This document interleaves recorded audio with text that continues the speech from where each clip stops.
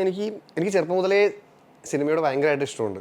എനിക്ക് വേറെ ഒരു ചിന്തയില്ല. അപ്പം പക്ഷേ സർവൈവ് ചെയ്യണമെന്നുള്ളതുകൊണ്ട് പല പല ജോലികൾ ചെയ്യും. മൊബൈൽ ഷോപ്പിൽ നിന്നിട്ടുണ്ട്, അതേപോലെ സെയിൽസിൽ നിന്നിട്ട് കുറേ ജോലി ഞാൻ ചെയ്തിട്ടുണ്ട്. പക്ഷേ ഒരു മൊമെൻറ്റിൽ എനിക്ക് തോന്നി ഇതാണല്ലോ എൻ്റെ ഏറ്റവും ഇഷ്ടമുള്ള ജോലി, എനിക്ക് ഇഷ്ടമുള്ള പാഷൻ ഇതാണ്. അപ്പം ഇതിന് വേണ്ടി ട്രൈ ചെയ്തില്ലെങ്കിൽ ഞാൻ തോറ്റുപോയാലും കുഴപ്പമില്ല. പക്ഷേ ട്രൈ ചെയ്യാതെ ഞാൻ തോറ്റുപോകാൻ പറ്റില്ല എന്ന് വെച്ചിട്ടാണ് ഞാൻ ജോലി റിസൈൻ ചെയ്തിട്ട് മൊത്തമായിട്ട് ഇതിലേക്ക് അങ്ങോട്ട് ഇറങ്ങിയത്.